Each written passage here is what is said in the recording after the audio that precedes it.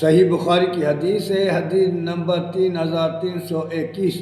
اللہ کے رسول صلی اللہ علیہ وسلم نے فرمایا، ایک بدکار عورت جا رہی تھی تو ایک کتا کوے کے چوطرف گھوم رہا تھا۔ اس کو اتنی پیاس اور بھوک لگی ہوئی تھی کہ اس عورت نے کہا کہ کہیں کتا مر نہ جائے۔ اس عورت کے اندر میں ایک رحم آ گیا اور ترس آ گیا۔ اس نے فوراً اپنے موضوع کو اتارا، اس میں دوپٹہ باندھ کر اس کنویں میں ڈالا، پانی نکال کر اس کتے کو پلایا۔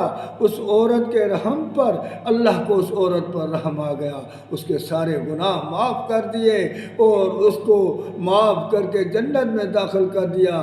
کیونکہ اللہ کے رسول نے فرمایا، جو دوسروں پر رحم نہیں کرتا ہے تو اللہ بھی اس پر رحم نہیں کرتا ہے، جو دوسروں پر رحم کرتا ہے تو اللہ اس پر روح پر رحم کرتا ہے، اس کی خطائیں معاف کر دیتا ہے، اس کے گناہوں کو بخش دیتا ہے، کیونکہ اللہ